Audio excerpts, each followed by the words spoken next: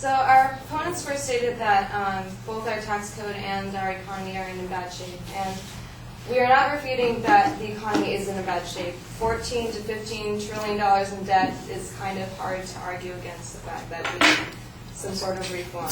However, the Buffett rule is not something that is going to fix our economic problems. So first off, the people that would pay more income tax under the Buffett rule are those who are making at least $1 million a year.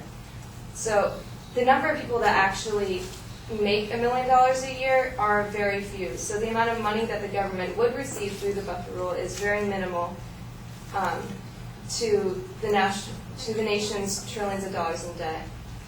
And if we were to make some sort of tax increase, the only way to really make a big impact through tax increases is to tax everyone if we were to go that way.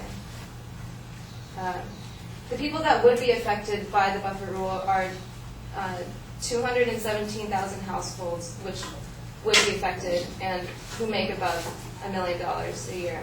But only 4,000 households pay $1 million a year at the same time as paying 15% or less in their income taxes. So those are the only people that would really have major changes in the amount that they're paying to the government from their income.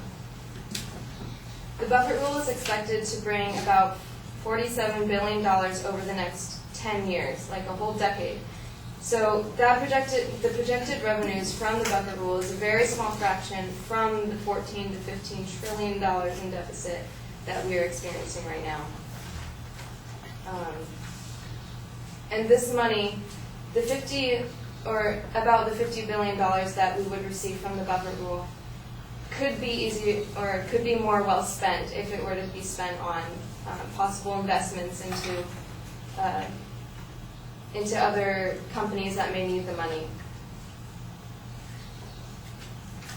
You don't want to heavily tax investment because taxing investment is the thing that creates long-term economic growth.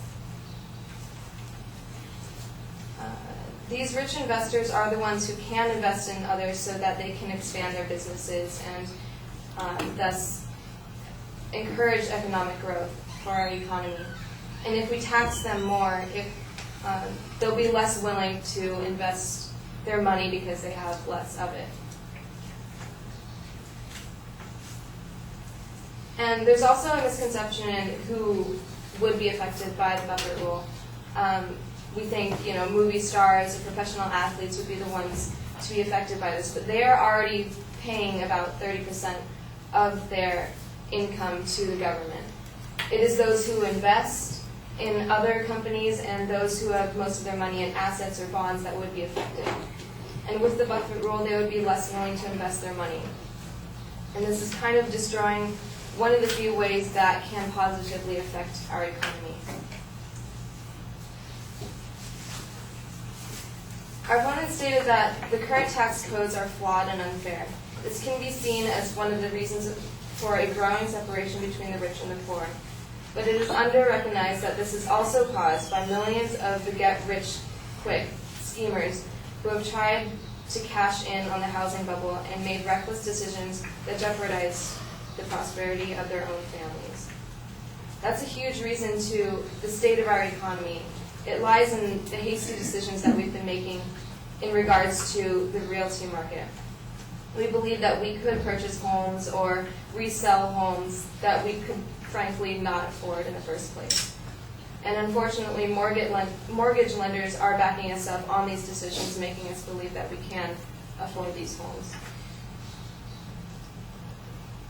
The fraying of the American economy and the growing gap between the rich and the poor is a complicated problem, and we don't quite understand fully how it works. But simply taxing the rich even more is not the answer to that. In order to fix our economy, we need to be ready to make a lot more sacrifices than what politicians have told us. They made a promise that they can't keep in saying that the rich 1% of the population will be able to pay more taxes in order to save the other 99%. We need to make other sacrifices as well and possibly take other steps versus just the 1% paying for our failing economy.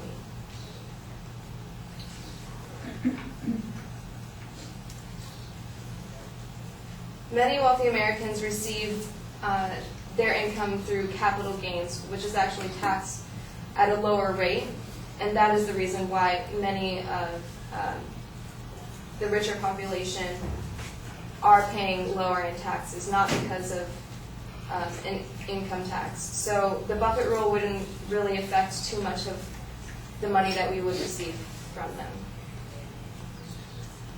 And Senator John Keel says that you got top 10% of taxpayers paying 70% of all the taxes.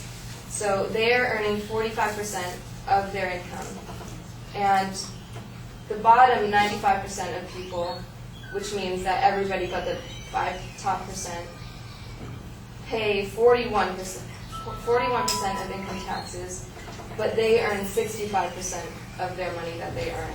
So they actually earn more, or they actually receive more of the money they earn versus the richer 45%.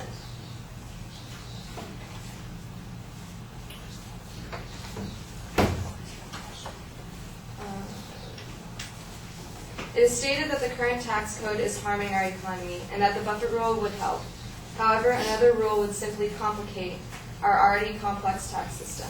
According to Leonard E. Berman of the New York Times, regular tax and alternate minimum tax and fair share tax make no sense. One set of rules should apply to everyone, and if we close some of the loopholes, a reformed tax code could satisfy the goal of the Buffett rule.